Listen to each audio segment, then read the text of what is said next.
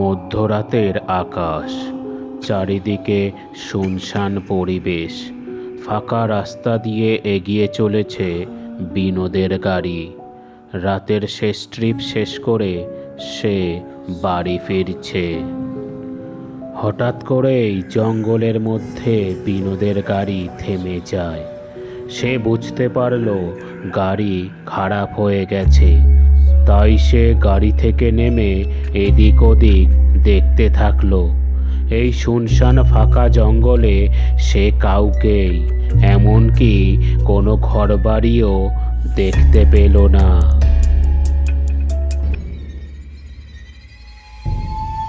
ওদিকে চারিদিকে জঙ্গল হওয়ায় বিভিন্ন প্রাণীর ভয়ানক ডাক সে শুনতে পেল। তাই এই অবস্থায় গাড়ির বাইরে থাকা ঠিক হবে না ভেবে সে গাড়িতে বসতেই দেখল তার পিছনের সিটে একটি মেয়ে বসে আছে। বিনোদ বুঝতে পারল না যে কখন ওই মেয়েটি এসে তার গাড়িতে উঠে বসলো এবং এই ভুতুড়ে জঙ্গলের মধ্যে থেকেই বা মেয়েটি আসলো কোথা থেকে। তাই বিনোদ কিছু বলতেই যাবে, হঠাৎ করেই মেয়েটি বলে উঠল,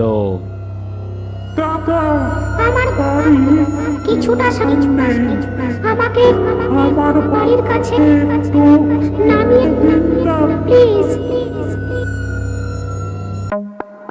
মেয়েটির গলার আওয়াজটা বিনোদের কাছে অদ্ভুত শোনালো, যেন তার মধ্যে দিয়ে নারী পুরুষ উভয়ই কথা বলছে। বিনোদ তখন বলে উঠল, দেখুন ম্যাডাম, আসলে আমার বাড়ির রাস্তা অন্যদিকে, তাই আপনি পারলে অন্য গাড়ি নিয়ে চলে যান। তাছাড়া আমার গাড়িটিও খারাপ হয়ে গেছে। তার এই কথা শুনে মেয়েটি এক অদ্ভুত গলায় বলে উঠল, এই ঘন জঙ্গলে আমি অন্য গাড়ি পাবো কোথায়?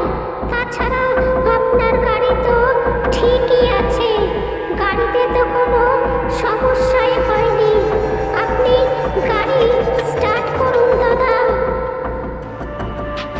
তার এই কথা শুনে বিনোদ একটু হকচকিয়ে যায় এবং গাড়ি স্টার্ট দিতেই দেখলো, আরে সত্যিই তো গাড়ি ঠিক আছে।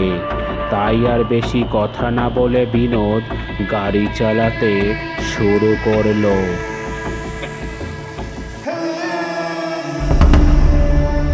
এভাবেই কিছুক্ষণ চলার পর হঠাৎ করে মেয়েটি এক অদ্ভুত গলায় বলে উঠল,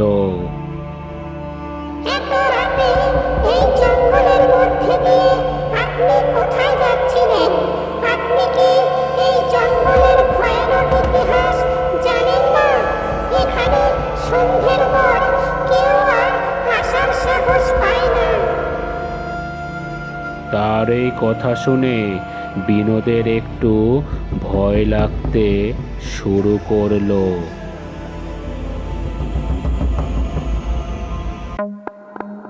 বিনোদ কাঁপা কাঁপা গলায় বলে উঠল, ভয়ানক ইতিহাস?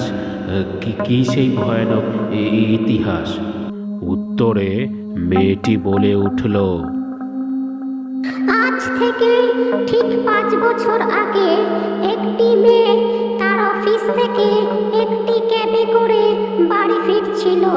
রাত তখন প্রায় 1টা হবে। ক্যাবের ড্রাইভার মেইন রোড থেকে নামিয়ে ওই জঙ্গলের পথ নেয়। মেয়েটি ড্রাইভারকে জিজ্ঞাসা করতে ড্রাইভার বলেছিল ওই জঙ্গলের রাস্তা শর্টকাট হবে এবং মেয়েটি তাড়াতাড়ি বাড়ি ফিরতে পারবে। মেয়েটিও তার কথা শুনে রাজি হয়ে যায়, কিন্তু তখনও মেয়েটি ভাবতে পারেনি ওই ড্রাইভারের মনে অন্য কিছু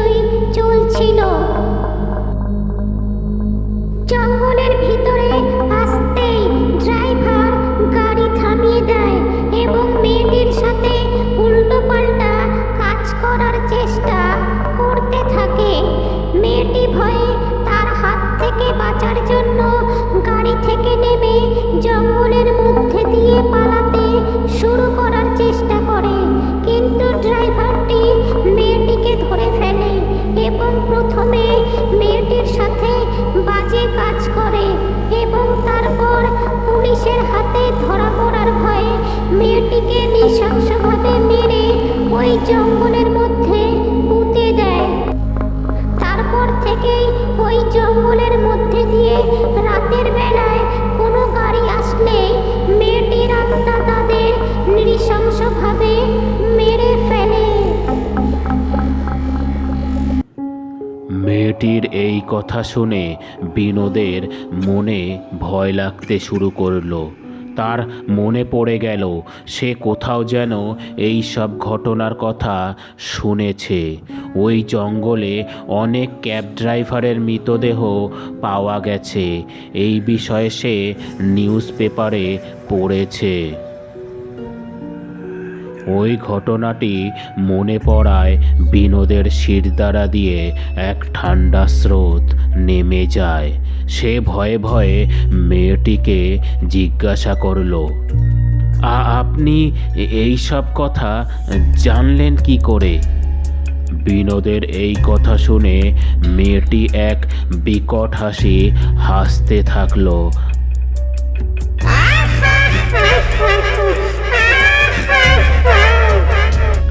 এবং মুহূর্তের মধ্যেই এক পিশাচের রূপ ধারণ করে নিল। আমি হলাম সেই মেয়ে যাকে ওই দিন রাতে মেরে জঙ্গলের মধ্যে পুঁতে দেওয়া হয়েছিল। তারপর থেকে যারাই রাতের বেলায় এই জঙ্গলের মধ্যে দিয়ে এসেছে, আমি তাদের সবাইকে মেরে আমার মৃত্যুর প্রতিশোধ নিচ্ছি। তার এই কথা শুনে বিনোদের আর বুঝতে বাকি রইল না যে তার সাথেও আজ কি হতে চলেছে। তারও ওই একই পরিণতি হতে চলেছে। তাই সে গাড়ি থেকে নামার অনেক চেষ্টা করতে থাকলো, কিন্তু পারল না। কোনো এক অশুভ শক্তি যেন গাড়ির দরজাকে আটকে রেখেছে।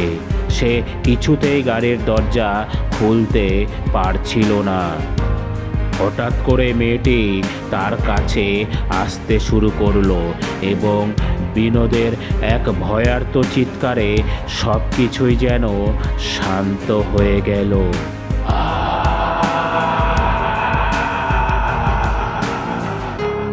পরের দিন সকালে গ্রামবাসীরা গাড়ির মধ্যে বিনোদের মৃতদেহ খুঁজে পায়।